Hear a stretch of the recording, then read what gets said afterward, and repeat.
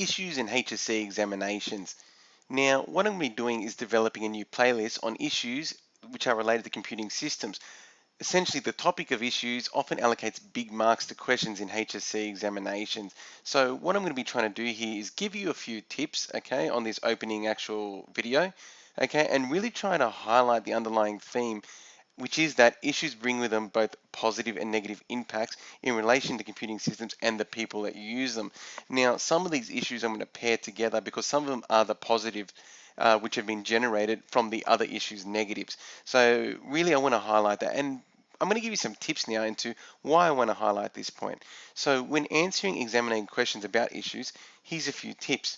Firstly, you want to name and specify each issue you discuss in a HSC examination. So, for example, if you've got a scenario and the issue you want to talk about relates to jobs and people's jobs changing, well, the issue that relates to that is the changing nature of work. So you'd say this relates to the changing nature of work, okay, and then you specify that as it relates to the changing jobs that occur as a result of the information system. Okay. The second point I want to point out is relate the issues you're discussing directly back to the scenario. Okay, so if the scenario is talking about an online database and people's data being stored on that, you'd be talking about privacy. And so you'd say this is an issue of privacy because people's data is being stored online, and this online data is susceptible to hackers, and the people that actually operate the actual system, the participants, might also be looking at data that is not relevant to them. Okay, so you'd link it directly back to the scenario in order to score the points. The third one is already something I've highlighted on, and that's issues can have both positive and negative impacts on the users of the computing system. Okay, I've marked HSCs before myself and looked at answers, and the thing that people usually talk about issues is doom and gloom, negative, negative, negative, negative, but they're also positive impacts, okay? They bring with them positive elements, okay? And hence why we can't just get rid of certain issues, okay? Because there are positive sides to all this as well, okay? Which you should be highlighting in a well-structured Band 6 answer. The final thing I will point out as well is that marks are usually allocated per positive or negative feature of a specific issue. Now, this is where it can get a bit ambiguous. So let's say it is a 4-mark question at the end of the question 24 in an IPT exam.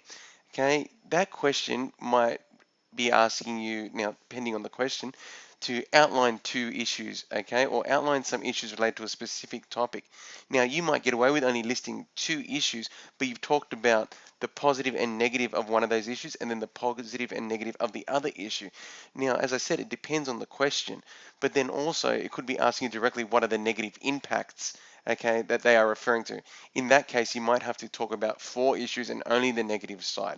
So like I said, that's a bit confusing in the way that I say it, because you do want to make sure you're highlighting basically 4 independent points, but one issue can count as 2 marks if you speak it as a positive or a negative, but you got to really read the question first, okay, before you can make that assumption, okay, but that's usually how the marks are allocated, and you can double dip on an issue if you do highlight a positive and a negative issue in most cases.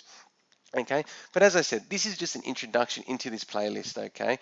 So we will go over the issues, and I'm going to be start putting them up onto this playlist and hopefully preparing you for your HSC exams and really benefiting from the amount of marks that issues allocates. As I said, usually the 4-marker in question 24 is an issues question and can be worth big marks. And in the option topics too, okay, there's usually a 5-mark question, and that can also allocate to issues as well. Okay, so really let's try to get our heads around specifically knowing what these issues are and then how we can link them to our HSC scenarios.